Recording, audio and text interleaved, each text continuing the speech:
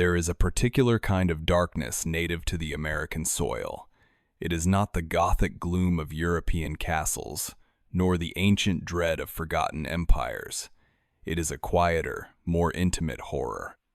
It grows in the lonely farmhouses, in the shadowed woods between towns, and in the noble, red-brick institutions built with the best intentions and the worst possible materials.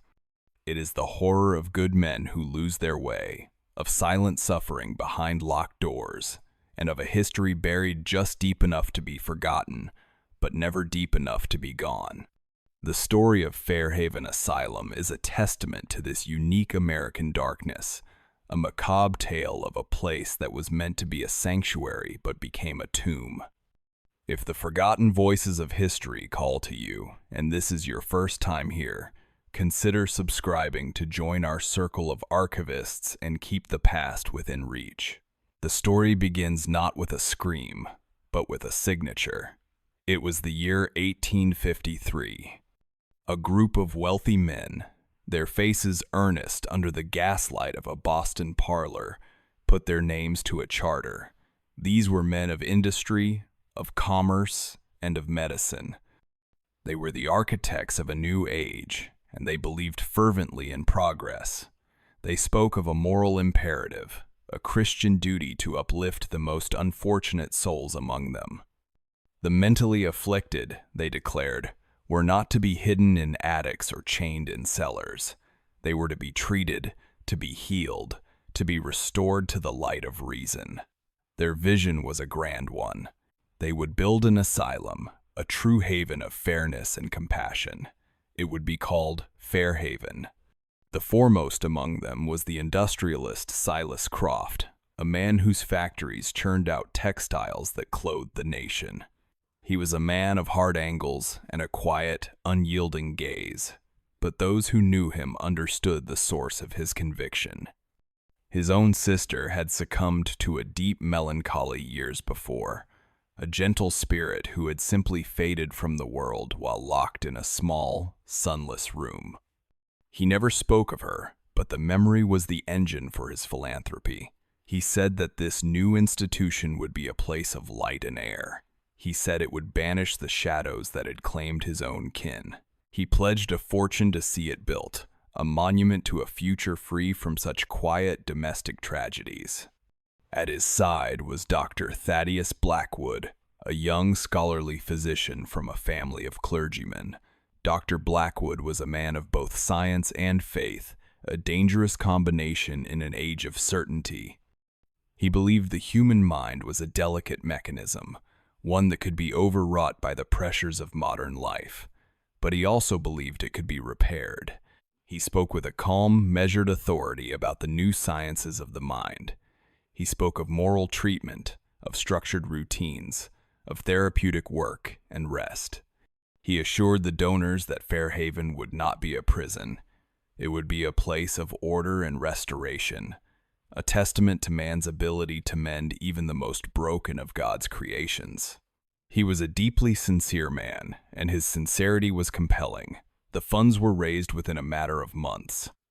They sought the perfect location for their noble experiment. It had to be remote enough to ensure peace and privacy, yet close enough to a nearby town for supplies and staff. They found it 20 miles west of the city, a sprawling tract of 100 acres of rolling farmland. The land was beautiful.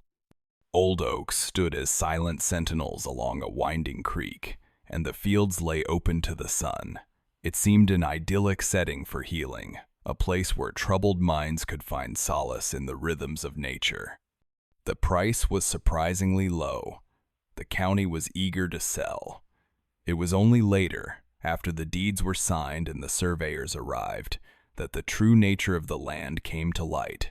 For generations, this idyllic stretch of earth had served a grim purpose. It was the county's pauper's graveyard. It was the final resting place for the indigent, the unnamed, the transient, and the forgotten. There were no headstones here, no neat rows of marble angels.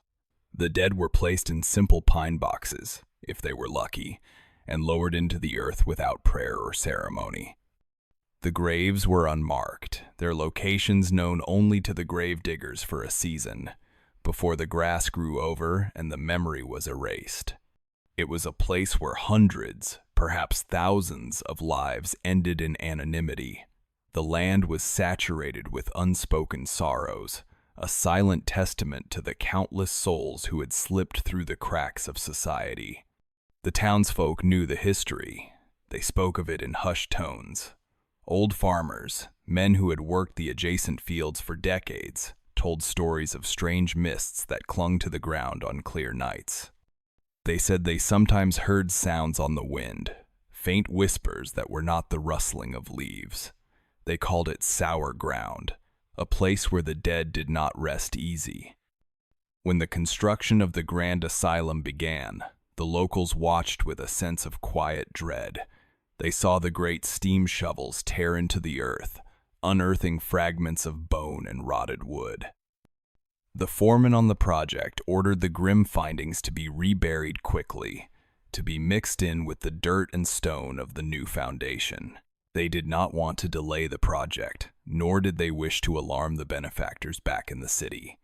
Fairhaven Asylum rose from that unhallowed ground over the next 2 years. It was an imposing structure of red brick and dark slate, built in the Kirkbride plan, a popular design for asylums of the era.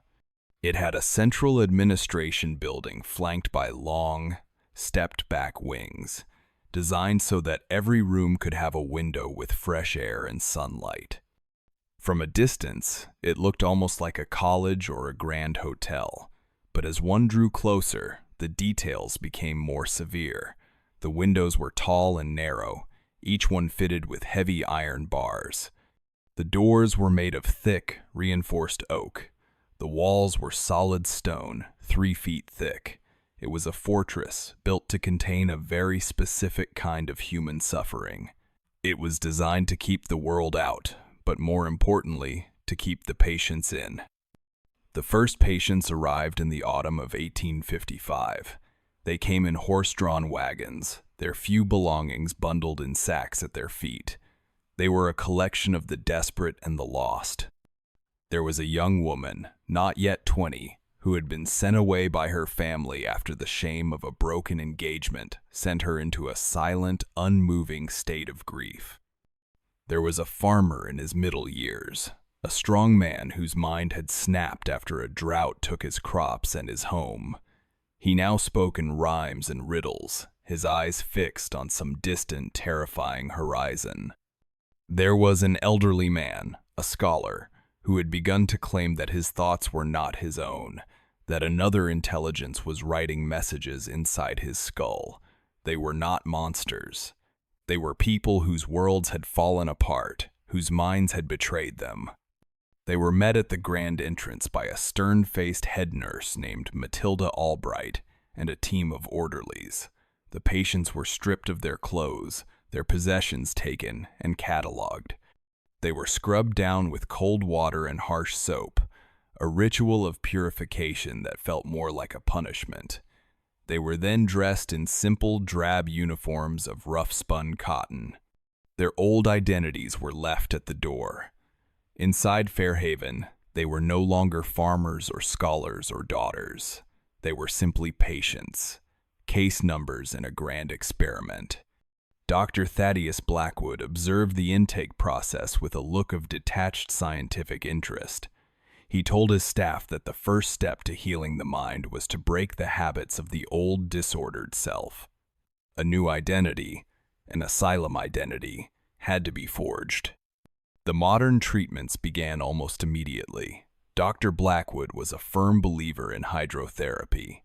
Patients who were agitated or violent were taken to a tiled room in the basement and subjected to ice baths.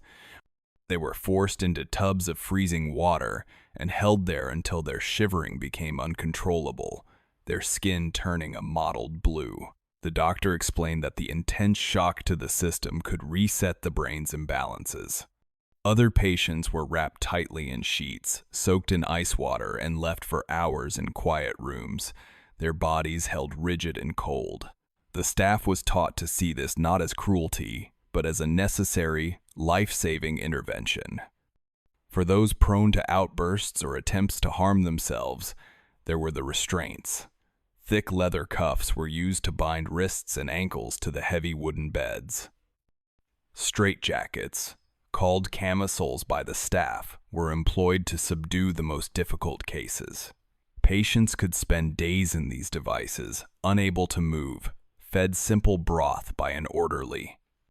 The official purpose was to ensure safety, to protect the patient from their own impulses. But the true effect was one of profound and terrifying helplessness. The patients learned quickly that resistance was met with more aggressive treatment. Compliance was the only path to even a moment's peace. The townsfolk watched the asylum from a distance. They saw the wagons come and go, always bringing more people in, but rarely taking any away. They saw the tall, barred windows, and at night, they saw the faint, flickering lights of lanterns moving down the long, silent corridors. The whispers that had started during the construction now grew louder, more fearful. They had always believed the ground was haunted by the restless paupers buried there. Now, they imagined a new kind of haunting. They imagined the despair of the living mingling with the sorrow of the dead. They said the asylum was a powder keg of misery, built upon a foundation of grief. They feared what would happen when the first spark was struck. Inside the asylum, as the first winter began to settle, the staff started to notice things they could not easily explain. The work was difficult. The days were long and filled with the sounds of weeping, shouting, and the endless monotonous pacing of disturbed minds. The nurses and orderlies were overworked and underpaid, living in small, Spartan rooms on the top floor of the administration building. They were taught by Dr. Blackwood to dismiss any strange feelings as fatigue, to ignore any unusual sounds as the tricks of a building still settling. But some things were too strange to ignore. A young nurse, a girl of only 19 named Clara May, was doing her rounds late one night in the women's west wing. The corridor was silent, the patients asleep, the only sound a soft padding of her own shoes on the stone floor. As she passed a cell that she knew to be empty, a cell that had been cleaned and locked that very afternoon, she heard a distinct sound from within. It was the sound of a woman humming a simple, mournful lullaby. Clara May stopped, her heart suddenly cold. She peered through the small grate in the door, but the cell was dark, empty. The humming continued for a moment longer, then faded into silence.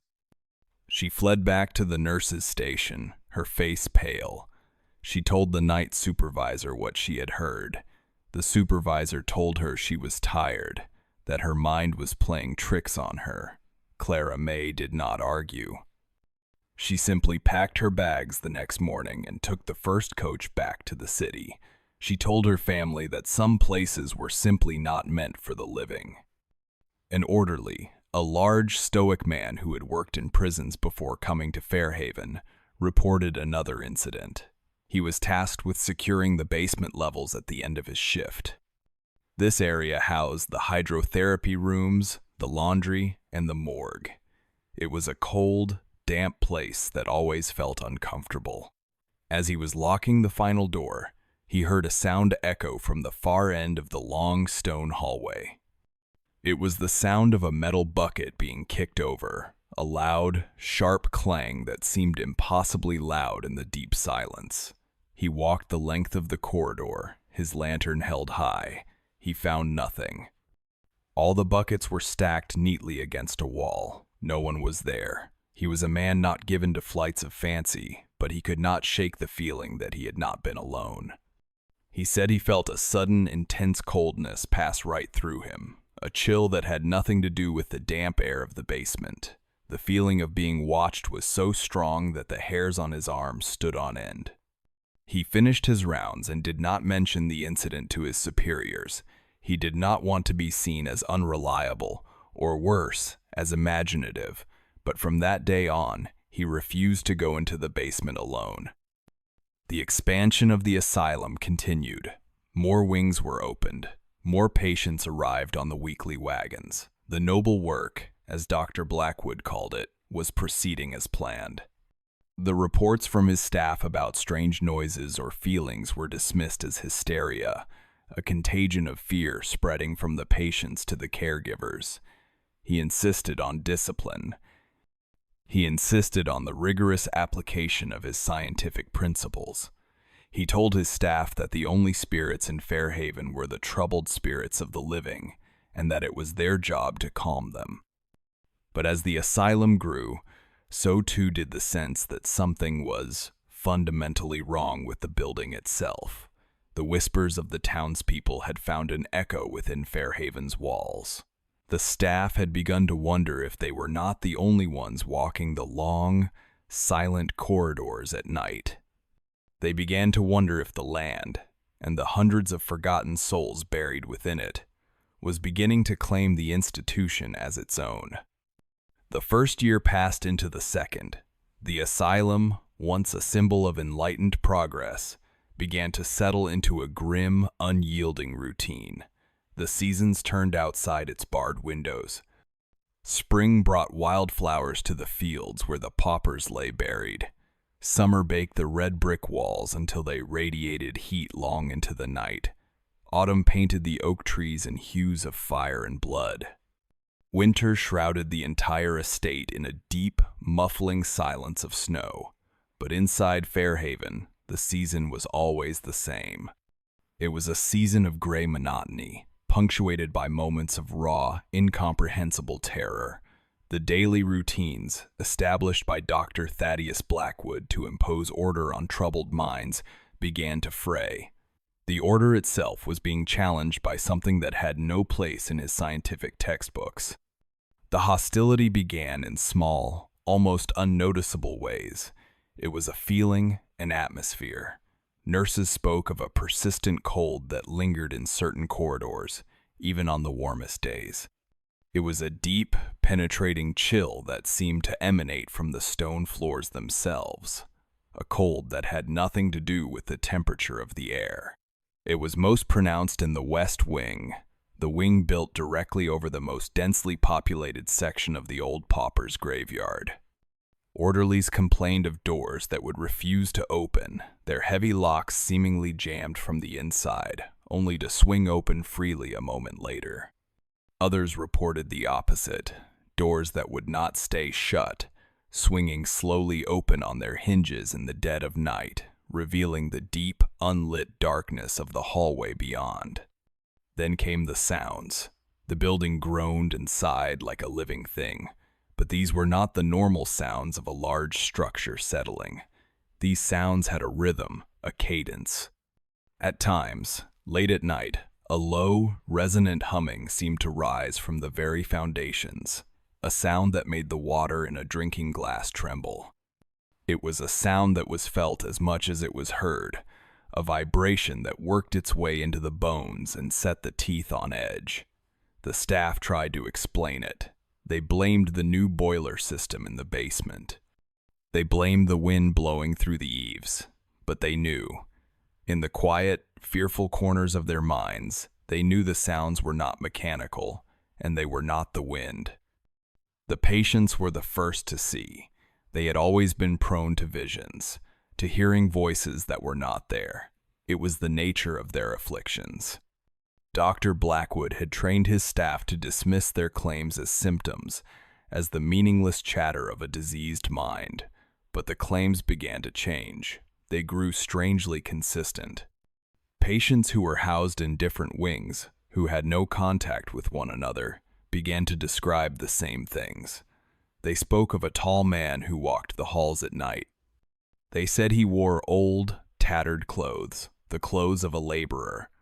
They said his face was always in shadow, and that he never made a sound as he walked. They did not seem afraid of him. They spoke of him with a strange sort of reverence, as if he were an old, familiar sorrow. One patient, a young man named Elias Vance, who had been admitted for his violent, paranoid delusions, became a focal point for this strange new phenomenon. The 10-year-old Elias Vance had been a quiet, withdrawn boy who had suddenly, without warning, turned on his family. claiming they had been replaced by imposters. At Fairhaven, he spent most of his days in a state of rigid terror, his eyes wide, his body trembling. Then one afternoon, he fell completely silent. For a week, he did not speak a word. He simply sat on the edge of his cot, staring at the far corner of his cell. His gaze never wavered. He would not eat. He would not sleep. He only stared. The nurses were concerned. They tried to coax him out of it. They brought him food. They spoke to him in gentle, soothing tones. He did not respond. On the 8th day, as a young nurse was attempting to spoon some broth into his mouth, Elias Vance suddenly screamed. It was not a scream of anger or of pain. It was a scream of pure, unadulterated terror. He scrambled to the back of his cell, pressing himself against the cold stone wall. He pointed a trembling finger at the empty corner. He shouted that the man was there. He said the man was not alone. He said there were children with him, pale children with dark, empty eyes. He said they were digging in the floor with their bare hands. He begged the nurse to make them stop. The nurse saw nothing. The corner was empty. The floor was solid stone. But the boy's terror was real. It was primal. It filled the small cell. It spilled out into the corridor, a tangible force that made the other patients begin to moan and weep.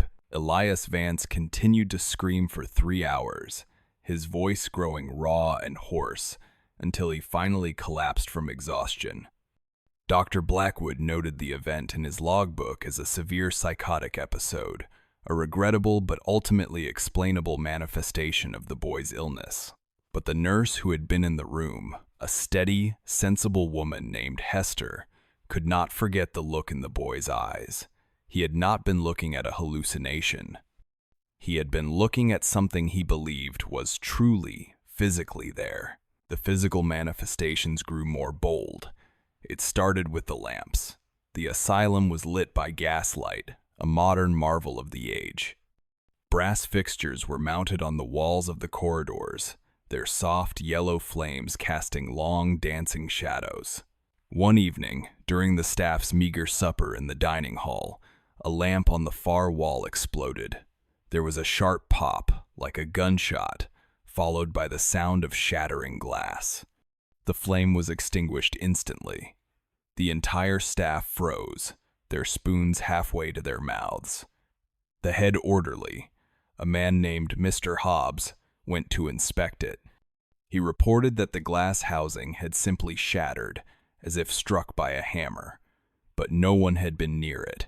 There was no draft. He concluded it must have been a flaw in the glass, a freak accident. A week later, it happened again. This time, it was in the main infirmary. A nurse was changing the dressing on a patient's arm when the lamp directly above her bed shattered, raining fine shards of glass down onto the patient. The patient, a woman in a deep state of melancholia, did not even flinch, but the nurse cried out in alarm. 2 days after that, 3 lamps in the East Wing corridor shattered simultaneously. The staff began to grow fearful of the lights. They started carrying lanterns, preferring the reliable, contained flame to the unpredictable gas lights on the walls. They said it felt as if the building itself was trying to plunge them into darkness. Nurse Eleanor Vance was one of the most respected members of the staff. She was a woman in her late 30s, quiet and efficient, with a calm demeanor that could soothe even the most agitated patients. She had come to Fairhaven for the steady work, a way to support her aging parents and younger siblings back on their failing farm. She was not a fanciful woman.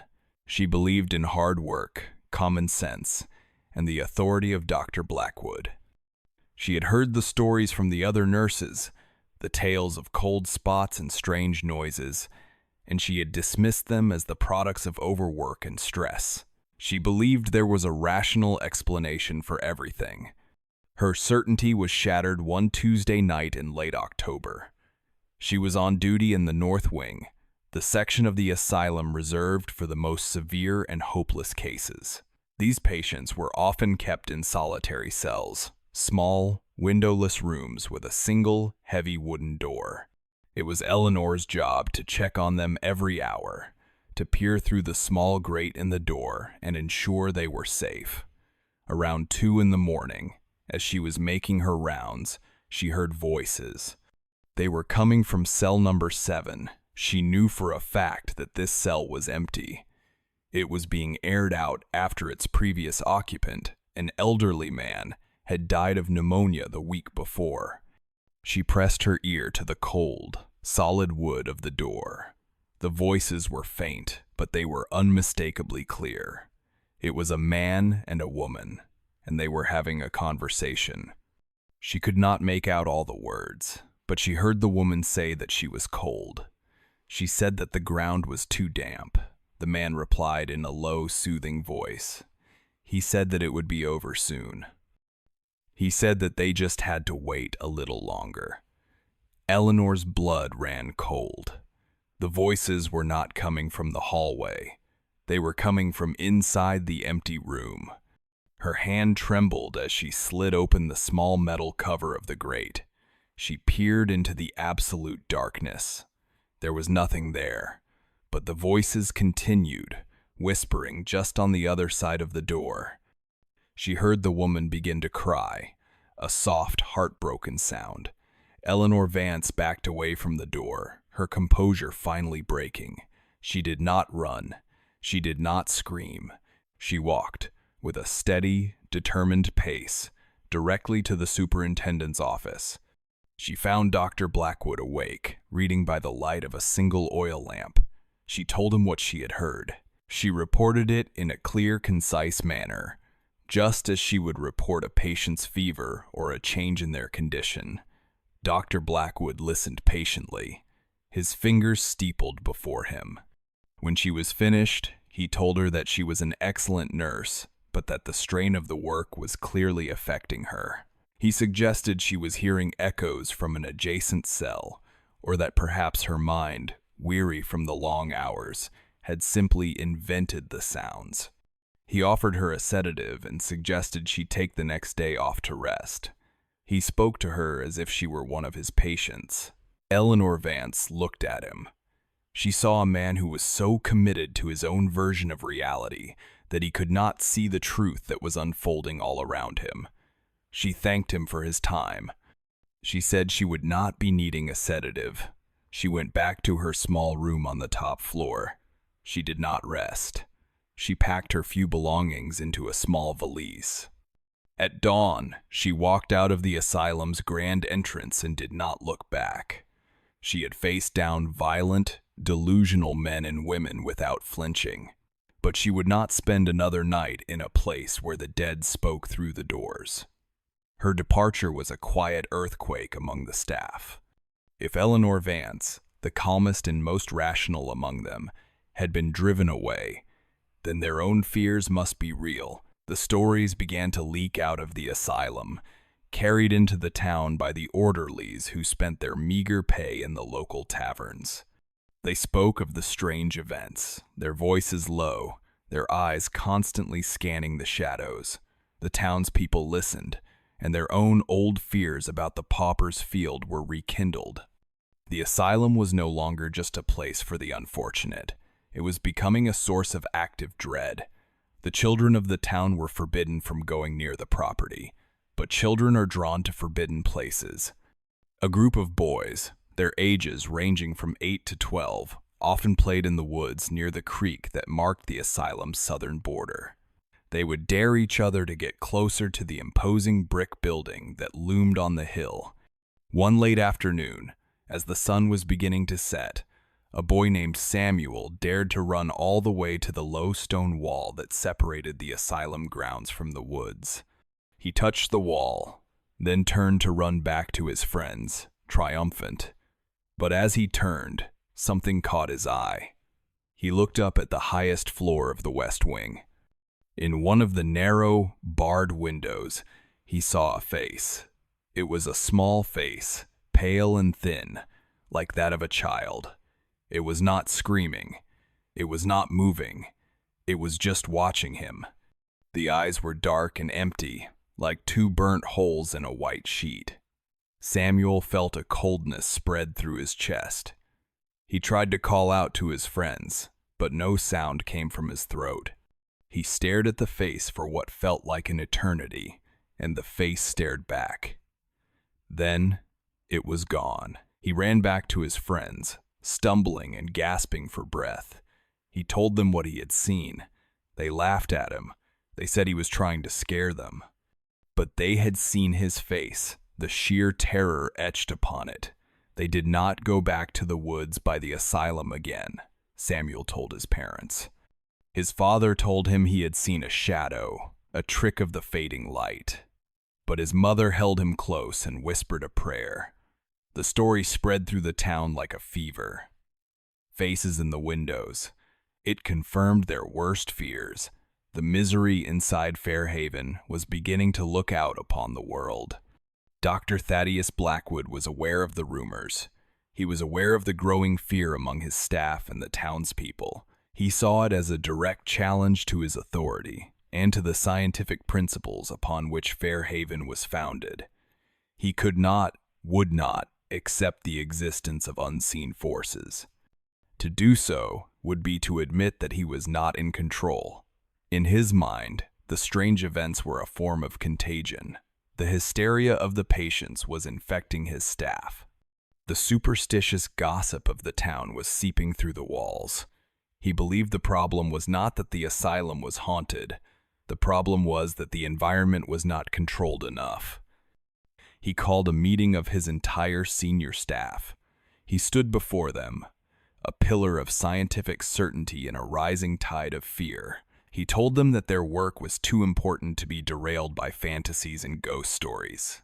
He said that the patients were more disturbed than ever, and that this was proof that their existing treatments were insufficient. The chaos, he argued, was not supernatural. It was a failure of their methods. It was a failure of order. He announced that he was implementing a new, more rigorous and experimental regimen. The work, he declared, must continue. They would not be swayed by shadows or whispers. They would fight the darkness with the bright, clean light of science. They would impose order.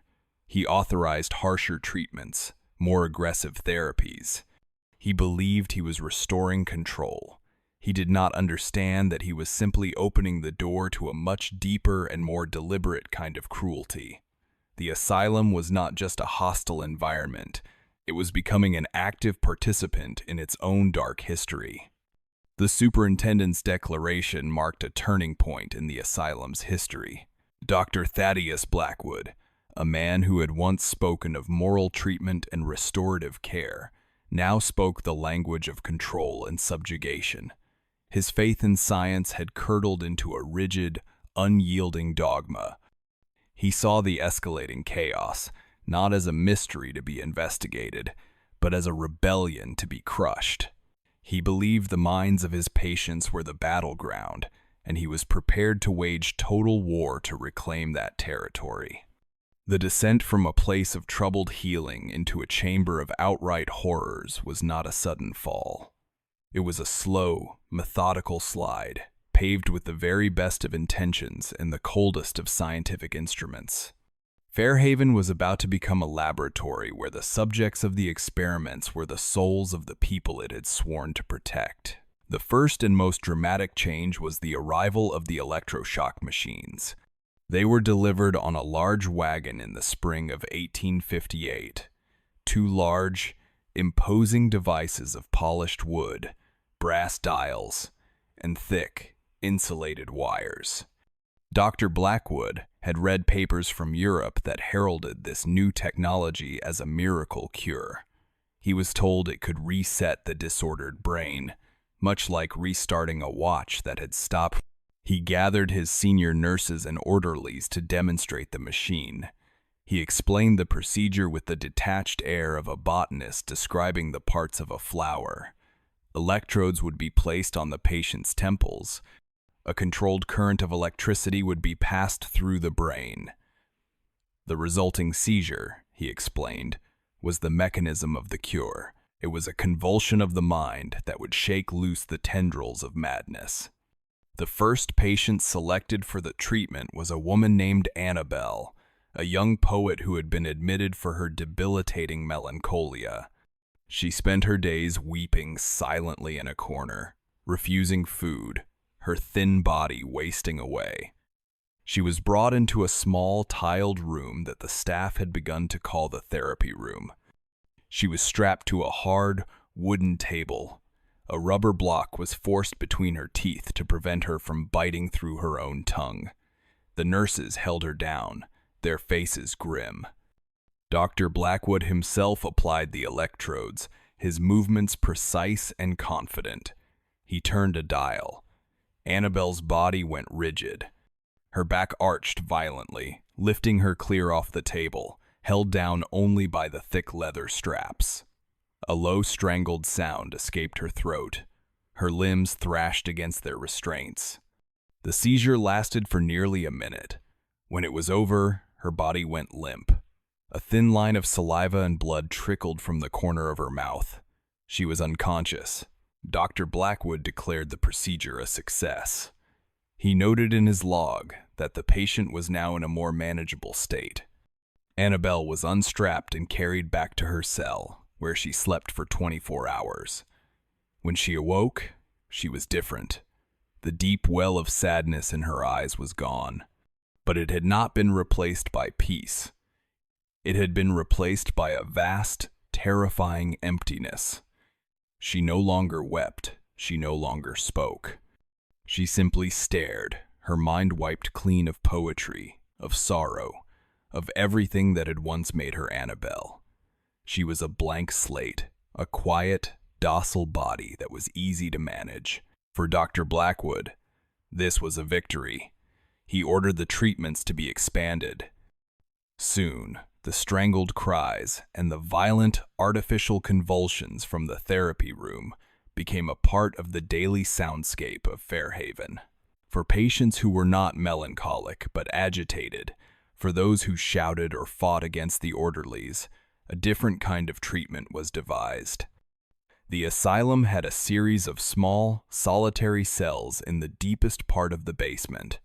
They were originally designed for short-term isolation, a place to put a violent patient until they calmed down.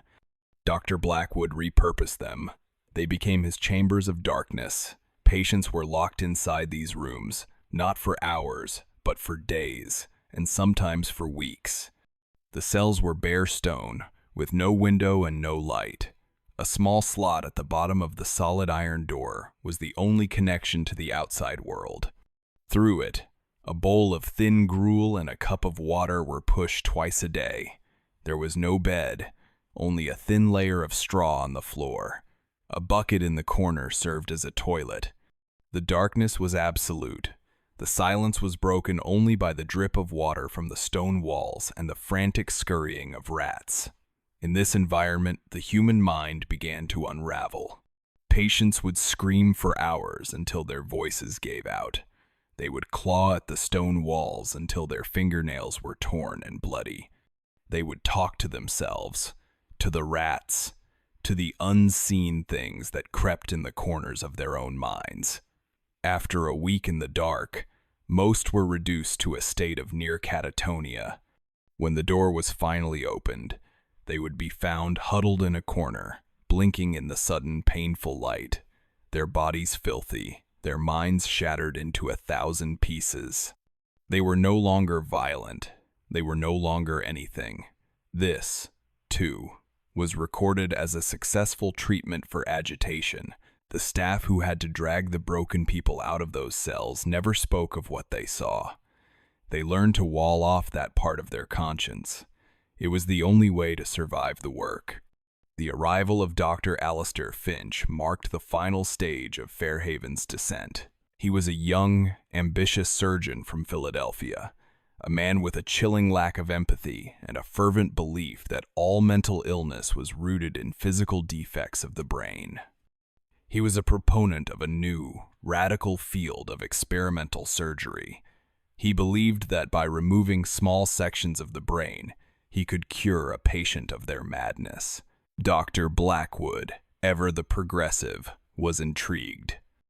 He gave Dr. Finch a small operating theater on the asylum's top floor, far from the eyes of the general staff, and a steady supply of patients to practice on. The surgeries were performed without anesthesia. Dr. Finch believed that the patient needed to be awake so he could observe the changes in their behavior as he worked. Patients were held down on the operating table by 4 large, burly orderlies. Dr. Finch would use a simple tool, an instrument that resembled a common ice pick, which he would insert through the corner of the eye socket. With a small mallet, he would tap it through the thin layer of bone and into the frontal lobe of the brain. He would then move the instrument back and forth, severing the connections within the brain. The patients would scream, a sound of unimaginable agony. Dr. Finch would calmly ask them questions as he worked, noting their increasingly incoherent responses in his journal. Most patients did not survive the procedure. They died on the table from shock or from hemorrhaging. Their bodies were quietly taken down to the morgue in the middle of the night. For those who did survive, the result was catastrophic. They were left in a permanent state of infancy, unable to speak, to feed themselves, or to control their own bodies. They were shells of human beings, their personalities and memories scraped away by the surgeon's ice pick. Dr. Finch saw these outcomes not as failures, but as valuable data points in his research. He meticulously documented each case, his journals filled with cold, anatomical drawings and detached observations about the effects of his work. The morgue in the asylum's basement began to fill. It was a small, cold room with a single stone slab. In the first years of the asylum, it had been used only occasionally. Now, it was rarely empty. The official cause of death was always listed as natural causes: pneumonia, heart failure, complications from their existing illness. The paperwork was always in order. But the orderlies who had to carry the bodies down the back stairs in the dead of night knew the truth. They saw the crude stitches on the foreheads, the dark, sunken bruises around the eyes. They knew these people had not died of natural causes. They had been killed by the treatments that were supposed to save them. The townspeople knew something was wrong. They could not have known the specific horrors being enacted within the asylum's walls, but they saw the signs. The most telling sign was the smoke. From the single tall chimney that rose from the asylum's central building, a thick, dark, greasy smoke began to rise at odd hours of the night. It was not the clean, white smoke of a wood fire. It was a foul-smelling smoke that carried a sickeningly sweet odor, an odor that made the farmers in the nearby fields feel ill. They knew the smell of burning wood, of burning coal, and of burning leaves. This was none of those. Some whispered that the asylum was burning its own dead, a way to dispose of the evidence of its failures. They would look up at the hill at night and see the dark silhouette of the asylum against the sky, a single plume of black smoke rising into the heavens like a twisted finger pointing away from God. The fear in the town was no longer just a vague superstition about a haunted piece of land. It was a specific fear of the institution itself and of the men who ran it. They saw Dr. Blackwood on his rare visits to the town for supplies. He had changed. The earnest, scholarly physician was gone. In his place was a man with a haunted, hunted look in his eyes. His face was pale and drawn. He spoke to no one, his gaze fixed on the ground in front of him. They said he was being consumed by the place he had created.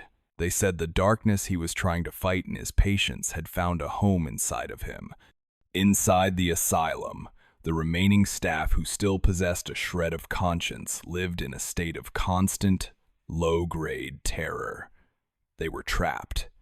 The pay, while meager, was more than they could earn anywhere else. To leave would be to face destitution, but to stay was to be complicit in the atrocities they witnessed every day. They learned to see without seeing, to hear without hearing. They went about their duties with a mechanical, robotic efficiency.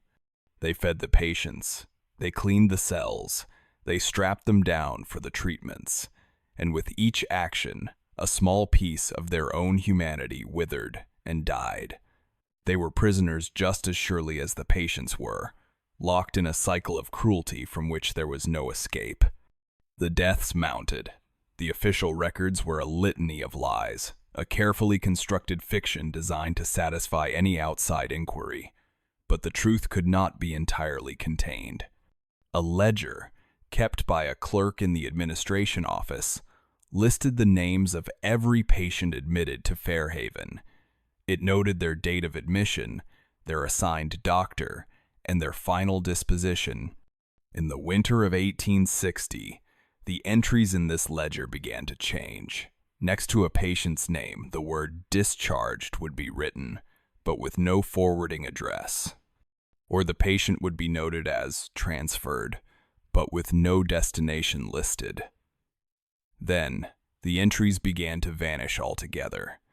Names would appear, only to be heavily crossed out with thick, black ink, rendering them illegible. The paperwork was not just becoming sloppy, it was becoming a weapon. It was being used to erase people, to make it as if they had never existed at all. This fueled a new and even more terrifying suspicion. The asylum was not just covering up deaths, it was disappearing people, and no one knew where they were going. The cruelty within Fairhaven was a closed system, a self-sustaining engine of suffering hidden from the world by a high brick wall and a mile of lonely road. But secrets, like water, always find a way to leak. They seeped out in the hushed confessions of orderlies in town taverns, in the haunted eyes of nurses who quit without notice, and most tragically, in the profound and unanswerable silence that met the inquiries of desperate families. The asylum did not just treat its patients, it consumed them. It began to erase them, not only from the rolls of the living, but from the pages of history itself, creating a void where a human life used to be. This erasure was a quiet, bureaucratic violence. It was carried out not with a weapon, but with a pen and a bottle of ink. A family would arrive at the asylum's grand, imposing gates, their hearts heavy with a mixture of hope and fear. They would come seeking news of a son, a daughter, a husband sent to Fairhaven months or even years before. They would be led into a small, sterile office, where a clerk with a passionless face would listen to their request. The clerk would then retrieve a large, leather-bound ledger, the official record of the institution. He would run a clean, manicured finger down the columns of names. After a moment of theatrical searching, he would close the book with a soft, final thud. He would look the family in the eye and tell them there was no record of such a person. He would say the name they were seeking had never been a patient at Fairhaven. He would insist they must be mistaken. Perhaps their loved one was at a different institution. Perhaps there had been a misunderstanding. He would be polite, professional, and utterly immovable. The families would protest. They would show letters they had received, letters with the Fairhaven postmark, letters written in the familiar, frantic hand of their lost relative. The clerk would examine the letters with a look of mild curiosity, then dismiss them. He would say that such things could be easily forged. He would offer no other explanation. He would simply repeat the same soul-crushing phrase, "There is no record." A farmer and his wife, the Pattersons, made the 2-day journey to Fairhaven in search of their only son, a young man named Jacob. He had been sent to the asylum after he began to claim that the angels were speaking to him through the rain. They had not heard from him in over a year. They presented themselves at the office, their hands raw from farm work, their clothes simple but clean. They listened as the clerk told them their son had never been there. The farmer, a large, gentle man, began to weep silently, his broad shoulders shaking. His wife, a woman of stern, unbending faith, did not cry. She stood up and told the clerk that he was a liar. She said she knew her son was here. She could feel it. The clerk simply sighed and called for the orderlies. The couple was escorted from the grounds, their grief and confusion ignored. They were just another pair of troubled people to be removed from the orderly world of Fairhaven. They left a place that held their son's body, but not his name. This was the new reality. Fairhaven had become a place from which no one returned, and about which no reliable information could be obtained. The institution had sealed itself off from the world, a dark star that pulled people in but let no light escape. The rumors that this created were far more terrifying than the truth the families sought. The whispers among the low-level staff, the men who cleaned the floors and emptied the chamber pots, began to take on a new and horrifying dimension. They knew the official records were a lie. They saw patients with their own eyes one day, only to be told the next that their cell was empty, their bed stripped, the person gone. There was no record of a discharge. There was no record of a death. There was only a void. An old orderly named Silas, a man who had been at the asylum since the day it opened, began to formulate a terrible theory. He was a man of few words, his face a roadmap of quiet sorrow. He had seen the asylum change from a place of misguided hope to a place of methodical despair. He had seen the arrival of the electroshock machines and the coming of Dr. Finch. He had carried the bodies of the dead down to the morgue. But he had also seen things that did not fit even that grim narrative. He had seen patients taken not to the operating theater, not to the morgue, but down into the sub-basement. This was a section of the asylum that was not on the official blueprints, a labyrinth of old utility tunnels and cold storage rooms dug deep into the earth, directly into the heart of the old pauper's field. Silas told a younger orderly, a boy he trusted, that he had once followed two of Dr. Blackwood's most trusted men as they escorted a patient into this forbidden zone late at night. The patient was a man who had been subjected to Dr. Finch's surgery but had survived, albeit in a state of mindless infancy. He was of no more use as an experimental subject. Silas said he had watched from the shadows as they took the man not to a cell, but to a section of the tunnel where the foundation of the west wing was exposed. He heard the sound of shovels striking dirt. He heard the sound of quicklime being poured. He did not stay to hear the end. He fled back to the safety of the upper levels, his heart hammering in his chest. He started to connect this terrifying memory with other things he had noticed. The constant, unexplained construction projects in the basement. The stockpiles of bricks and mortar. The way sections of the foundation seemed to be slowly, steadily expanding. He began to whisper his theory to the other orderlies. He said the asylum was not just killing its patients, it was burying them. It was entombing them in the very walls and floors of the building. He said the restless dead of the pauper's field were being joined by the new, unrecorded dead of Fairhaven. The building was becoming a literal sepulcher. The idea was so monstrous that it was almost unbelievable.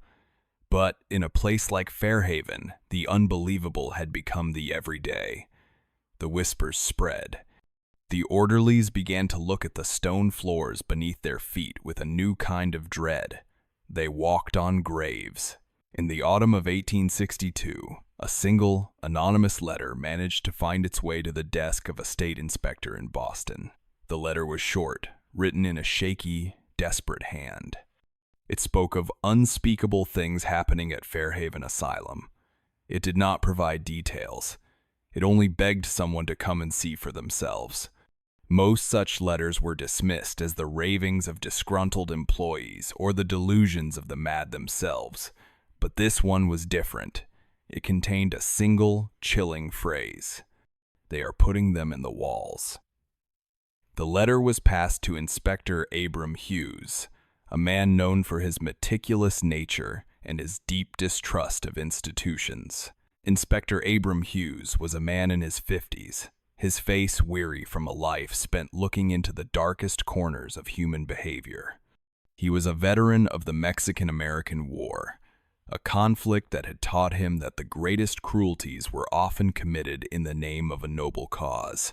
He had a quiet, methodical way of working, a patience that often unnerved the people he was investigating.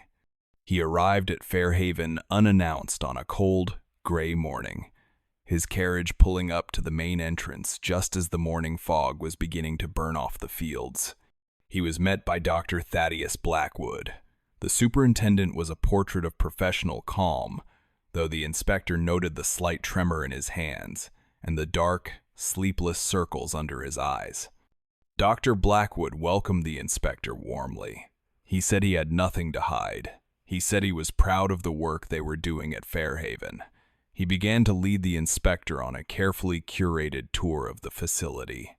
He showed him the clean, well-lit wards on the East Wing, where the most docile and responsive patients were housed. He showed him the kitchens, the laundry, the chapel. Everything was clean. Everything was orderly. The patients the inspector was allowed to see were quiet, sitting on benches or staring out the windows, their minds seemingly smoothed into a calm, blank slate. Inspector Hughes was not fooled. He saw the unnatural uniformity of it all. He saw the way the nurses flinched when Dr. Blackwood spoke. He saw the way the patients seemed not calm, but hollowed out, their eyes vacant. He felt the oppressive silence of the place, a silence that was not peaceful, but heavy and suffocating. After an hour of the tour, he stopped in a main corridor. He told Dr. Blackwood that he wished to see the West Wing. Dr. Blackwood's smile tightened. He explained that the West Wing housed their most difficult cases. He said it would be unpleasant and possibly dangerous. The inspector insisted. The atmosphere in the West Wing was different. The air was colder. The smell of despair was palpable. There were sounds here. Low moans from behind locked doors. The rhythmic sound of a head banging softly against a stone wall. The inspector asked to see a patient's cell. Dr. Blackwood reluctantly unlocked a door. The room was bare, save for a cot and a bucket. A man in a drab uniform sat on the floor, rocking back and forth, humming a tuneless, repetitive melody. The inspector noted the man's eyes. They were focused on something in the corner of the room, something the inspector could not see. It was in the basement of the West Wing that the inspector found the first undeniable proof of a cover-up. He had requested to see the building's foundations, claiming a professional interest in the asylum's unique Kirkbride design. Dr. Blackwood led him down a narrow stone staircase into the damp, cold earth. The inspector ran his hand along the stone walls, his lantern casting long, distorted shadows. He came to a long corridor. At the end of it, where a doorway should have been, there was a solid wall of brick. The brick was newer than the surrounding stone. The mortar was still relatively fresh. Inspector Hughes asked what was behind the wall. Dr. Blackwood had an answer ready. He explained that there had been a severe outbreak of typhoid fever in that section a few years prior. He said that for the safety of the other patients, he had made the difficult decision to seal the entire section off permanently. It was a plausible story, but the inspector was a man who noticed details. He knelt down and examined the brickwork at the floor. He saw that there was no proper seal, no sign of the kind of professional quarantine he would expect. He also noticed something else. There was no dust. In a basement as old and damp as this, everything was covered in a fine layer of grime, but the brick wall was clean, as if it had been built very, very recently. He stood up and looked at Dr. Blackwood. He said that it was a very thorough solution. The doctor simply nodded, his face an unreadable mask. The inspector knew he was being stonewalled. He had seen enough to confirm his deepest suspicions, but he had no proof that would stand up in a court of law. Before he left, he made one final request. He asked to see the patient admission and discharge ledgers for the past 5 years. In the main office, a clerk produced a set of pristine, orderly books. The inspector spent an hour poring over them. Everything appeared to be in order, the numbers balanced. Every admission had a corresponding discharge, transfer, or a neatly recorded death certificate. It was too perfect. As he was preparing to leave, his eye caught another ledger, a much older, more battered-looking volume, sitting on a low shelf under the clerk's desk. He asked to see it. The clerk hesitated, his eyes darting toward the door, as if hoping Dr. Blackwood would return. The inspector's gaze was firm. The clerk reluctantly handed over the book. This ledger was different. The handwriting was messier. The entries were filled with notes and corrections. It felt real. The inspector opened it to the most recent entries. He saw the names of patients. He saw their dates of admission. And then he saw the black ink. Entire lines had been violently scratched out, rendered utterly illegible. He flipped through the pages. He saw more redactions, more voids where a name should be. He turned to the very last written page. The entries continued as normal down to the middle of the page. The last entry was for a man named Elias Vance, admitted on October 12th, 1861, for a condition described as acute mania. After that entry, there was nothing. The rest of the page was blank. The next page was blank. The rest of the book, nearly 100 pages, was empty. The record of human lives simply stopped. It was as if Fairhaven Asylum had reached a certain point in its history and then simply began to devour its inhabitants without bothering to record their names. The inspector closed the book. He looked at the terrified young clerk, then back at the empty pages. He finally understood. The asylum was not a hospital. It was a tomb, and the paperwork was just a way of sealing the entrance. He knew a terrible crime was being committed here, a slow, methodical mass murder. But his visit had put a crack in the wall of silence. The truth was beginning to surface. It would take a catastrophe, a cleansing by fire, to finally break that wall down. The inspector's visit did not bring salvation. It brought paranoia. Dr. Thaddeus Blackwood knew that the fragile veneer of his orderly institution had been cracked. He had seen the look in Inspector Hughes's eyes as he examined the old, redacted ledger. It was the look of a hunter who had found the trail. The superintendent descended into a state of siege mentality. He cut off all communication with the outside world. No new patients were admitted. No staff were allowed to leave the grounds. Fairhaven became a sealed box, and inside that box, the pressure began to build. The final, terrible act of the asylum's story was not a quiet decay, but a violent, fiery conflagration. The fire that would consume Fairhaven was not an accident. It was an inevitability, an act of judgment rendered in flame and smoke. The fire began on a bitterly cold night in February of 1863. A fierce wind howled down from the north, rattling the barred windows and driving the snow into horizontal sheets. The asylum was a dark monolith against the white landscape, a place of profound and unnatural silence. Most of the patients were heavily sedated, locked in their cells. Most of the staff were huddled in their quarters, trying to stay warm. The spark was struck in the west wing, the oldest and most haunted part of the building, an overturned lantern in a linen closet. That was the official story, the one that would be told later by the few survivors who could still speak.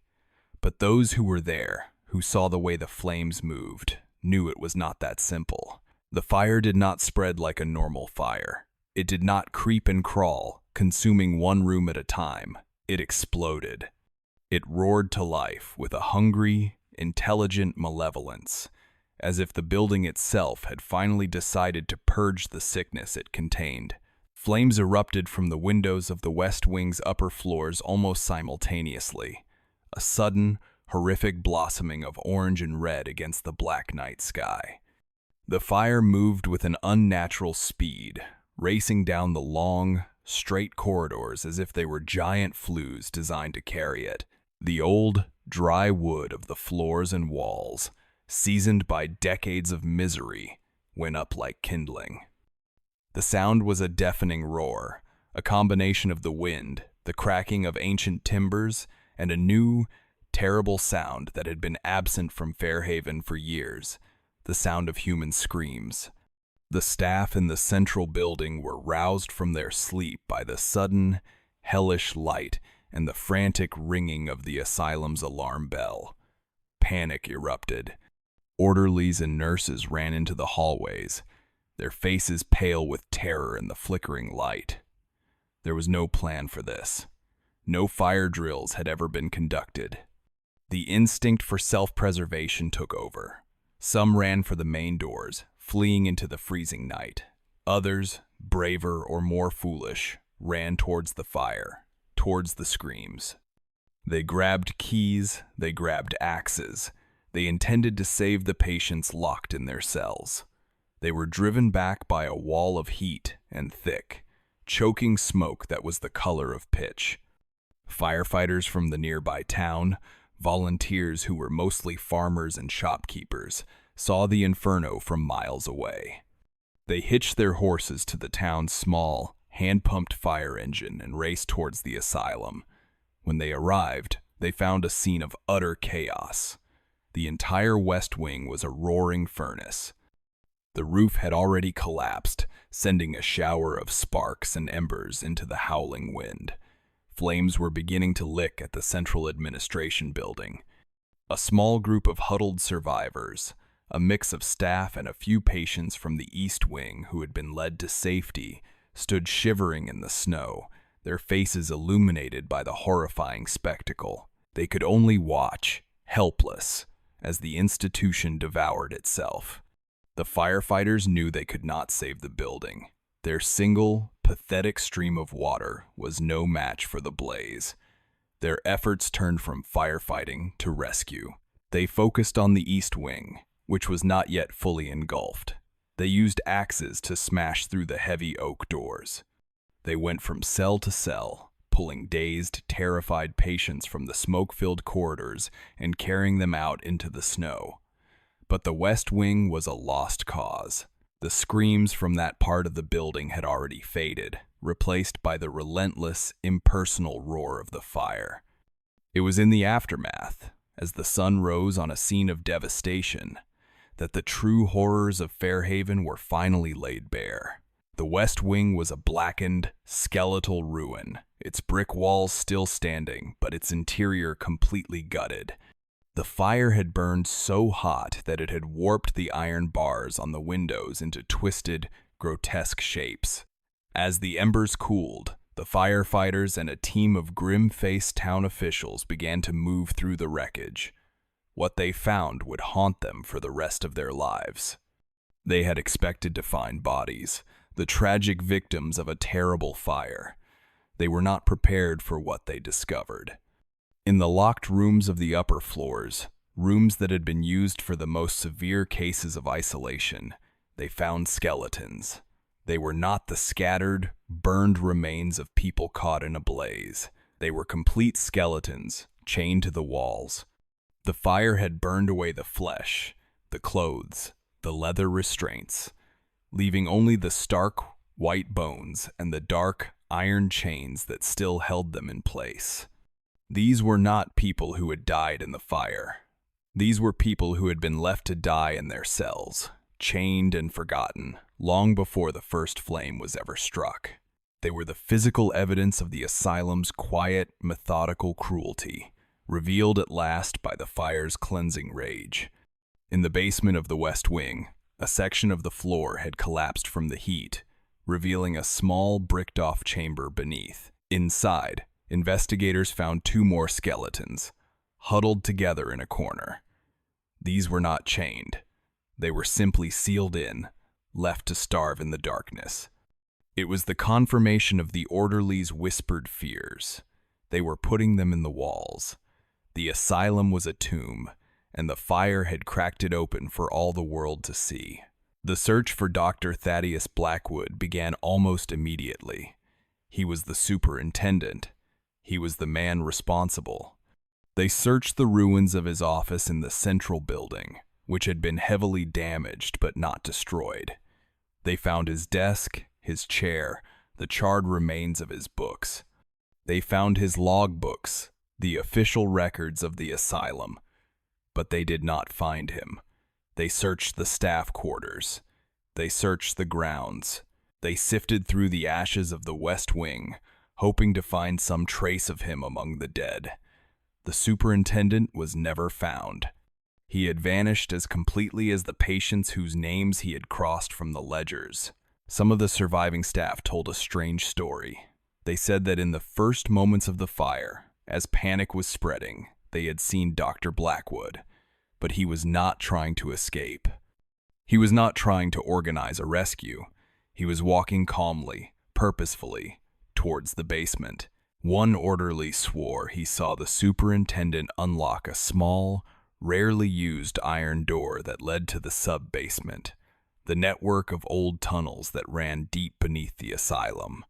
He said the doctor had descended into the darkness, a single lantern in his hand, and closed the door behind him. He was never seen again. The story grew into a local legend.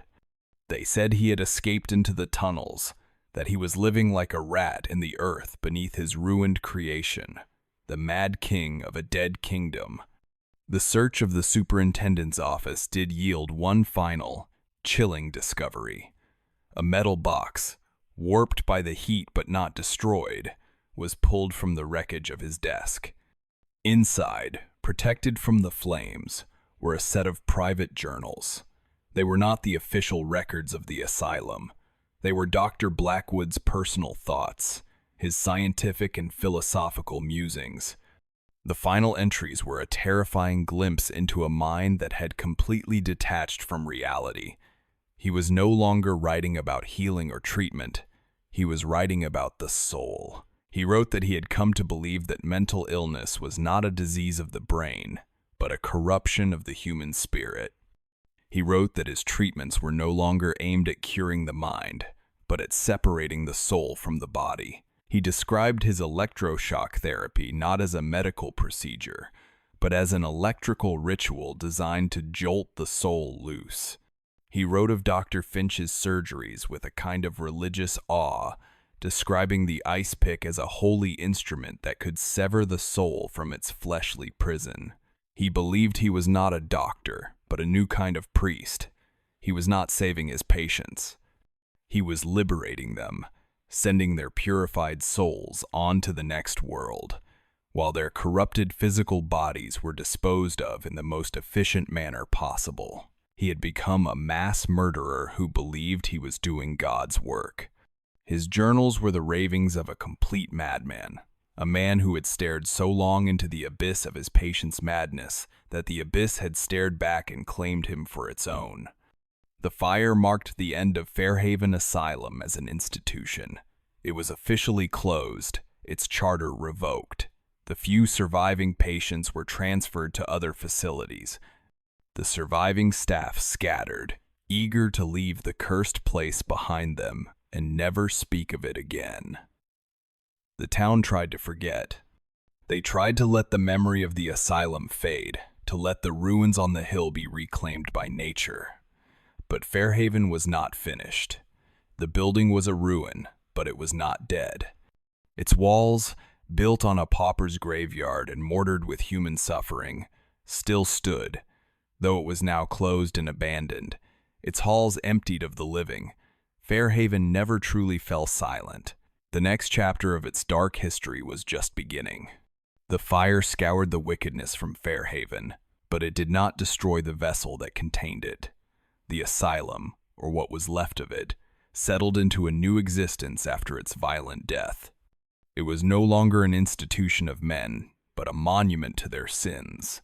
It stood on its hill, a blackened and skeletal ruin, its empty windows like the vacant eyes of a skull. The townspeople, who had once feared the living men inside, now developed a new and more profound fear for the building itself. They believed the fire had not cleansed the place, but had instead released the accumulated misery within its walls, allowing it to soak into the very bricks and mortar, into the unhallowed ground on which it was built.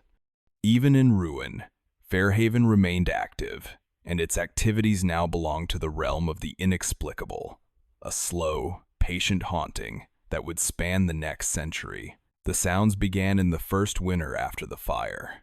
They were carried on the same bitter north wind that had fanned the flames.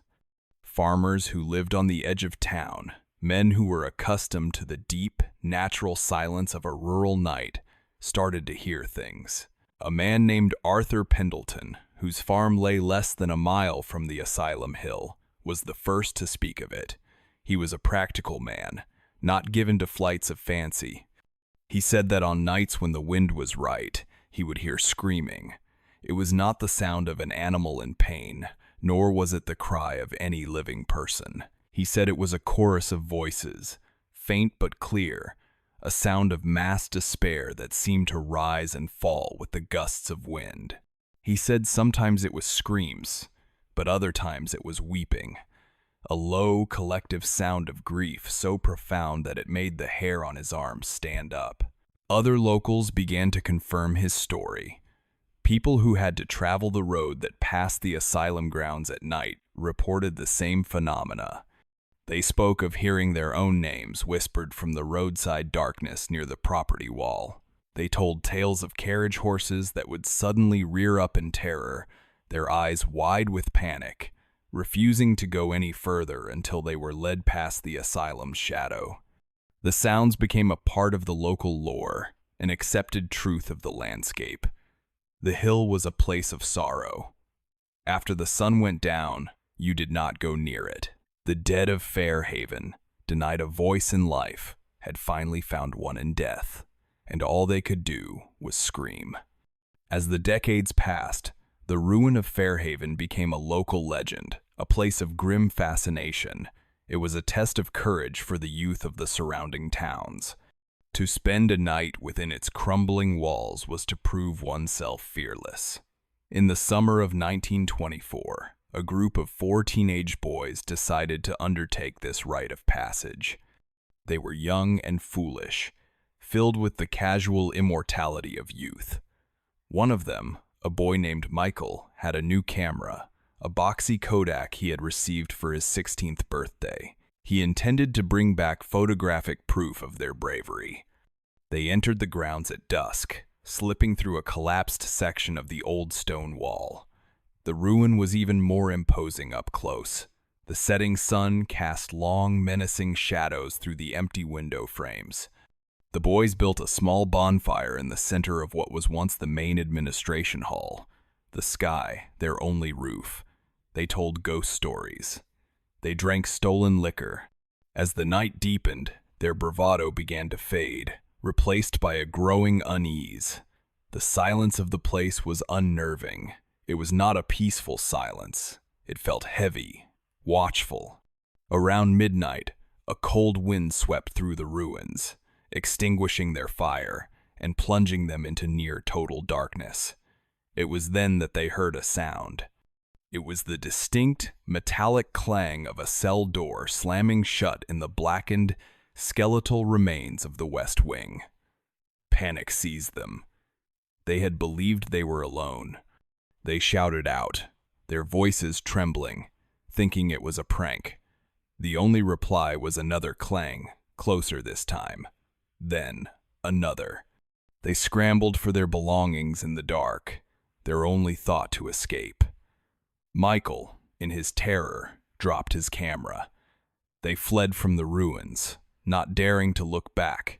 They did not stop running until they reached the safety of the town lights. The next morning, ashamed of their fear, they decided to go back for the camera. They searched the administration hall where they had camped. It was not there. They spent hours searching the grounds. their fear of the supernatural slowly being replaced by the mundane fear of having to explain the lost camera to their parents. They never found it. The disappearance became a minor local mystery. But the story took a darker turn a week later when the town sheriff, a man named Brody, was making a final, cursory search of the area. He did not find the camera. He found one of the boys' jackets, folded neatly and placed on a stone ledge deep within the ruins of the West Wing, in a section the boys swore they had never entered. Years later, in the 1950s, a historical society from Boston took a renewed interest in the Fairhaven case. A young researcher, an earnest man named Alistair Croft, a distant grandnephew of the Asylum's founder, Silas Croft, traveled to the site. He was a man of facts and figures, determined to write a definitive history of the institution, to separate the truth from the sensational local legends. He spent a week in the town, interviewing the elderly residents, collecting their stories. He then spent 3 days at the ruin itself, taking photographs and making detailed sketches of the layout. He worked methodically, his camera capturing the slow decay of the building. He photographed the crumbling walls, the rusted iron bars, the hallways choked with weeds and rubble. He felt the profound sadness of the place, but he experienced nothing overtly supernatural. He saw it as a tragic historical site, not a haunted house. He returned to Boston and began to develop his film in the darkroom at the Society's headquarters. It was there, in the quiet, red-lit solitude of the darkroom, that the true nature of Fairhaven revealed itself to him. As the first image began to appear in the chemical bath, he saw something was wrong. It was a photograph of the main corridor of the West Wing, a long, empty hall littered with fallen bricks. But in his photograph, the hall was not empty. A figure was visible at the far end, a tall, gaunt man in what looked like a tattered orderly's uniform. His face was indistinct, lost in the shadows, but he was clearly looking directly at the camera. Alistair Croft's heart went cold. He was certain he had been alone. He moved to the next negative. It was a shot of an empty, fire-blackened cell. In the photograph, a face was visible in the upper corner of the room, near the ceiling. It was the pale, translucent face of a young woman, her eyes wide with terror, her mouth open in a silent scream. He went through all the negatives, his hands shaking. In nearly half of the photographs he had taken of the asylum's interior, there were figures that had not been there. They were not blurry apparitions or tricks of the light. They were sharp, clear images of people. There were men and women in drab patient uniforms, their faces etched with suffering. There were children with old, haunted eyes, peering from behind crumbling doorways. They were the lost souls of Fairhaven, their spectral images somehow imprinted onto the film, a permanent record of their eternal residence. Alistair Croft never published his history of the asylum. He sealed the photographs and his notes in a box, and he never spoke of what he had seen in the darkroom. He said that some stories should be allowed to die. The final insult to the memory of Fairhaven's victims came in the late 1980s. A development company purchased the land, intending to demolish the ruin and build a modern housing estate. The local community protested, but progress and profit won out. Heavy machinery arrived on the site. Bulldozers, cranes, and wrecking balls, symbols of modern power and efficiency, gathered at the foot of the hill, prepared to finally erase the last physical traces of the asylum. The demolition did not go as planned. On the first day, the engine of the largest bulldozer, a brand new machine, died without cause as it approached the main building. Mechanics were brought in. They could find nothing wrong with it. The engine would simply not turn over. The next day, a crane was brought in to begin dismantling the high brick walls of the central building. As the operator was lifting the first section of the wall, the thick steel cable snapped, not from strain, but as if it had been cut clean through. The massive block of masonry crashed to the ground, narrowly missing the cab of the crane. The workers, men who were not prone to superstition, grew deeply unsettled. They reported a constant feeling of being watched. They heard voices, whispers that seemed to come from all directions at once, carried on a wind that never seemed to stop blowing across the hill. Tools would go missing, only to reappear in impossible places. The project foreman, a man named Gus O'Malley who had been in the demolition business for 30 years, tried to keep his crew's morale up. He was a man who believed in physics, in engineering, in the simple, brutal logic of force. But after a week of inexplicable failures and mounting fear among his men, he too began to feel it. He said it felt as if the building was actively resisting. He said it felt alive, and that it did not want to die. The final attempt was made with explosives. Charges were set at the base of the remaining walls. The crew retreated to a safe distance. The foreman gave the signal. The plunger was pushed. There was a series of dull, muffled thuds, but the walls did not fall. A cloud of dust and smoke cleared to reveal the ruin, still standing, defiant. Only a few bricks had been dislodged. The structural engineer on the project was baffled. He said the charges were placed perfectly. He said the walls should have been reduced to rubble. He had no scientific explanation. Gus O'Malley had one. He walked to his truck, radioed his superiors, and told them he was quitting. He said you can't kill a place that is already dead. The development company, facing mounting costs and a terrified workforce, abandoned the project. And so, Fairhaven Asylum still stands. It is a ruin, a skeleton, a scar on the landscape, but it endures. It resists the passage of time. It resists the efforts of man to erase it. It remains on its hill, a silent, brooding testament to the dark history it created. It is a place saturated with the echoes of suffering, a building that has become a permanent, self-sustaining haunt. The stories persist. The sounds are still heard on the wind. The faces still watch from the empty windows. The tale of Fairhaven closes, but it does not end. The asylum is still there, daring the living to forget, daring the brave or the foolish to step inside its crumbling walls and listen to the stories it still has to tell. The case file on Fairhaven Asylum is now closed. Thank you for walking these halls of history with us. If you are new here, subscribe to stand among those who will be present when the next case is opened, and leave a comment to share your thoughts on what you have witnessed.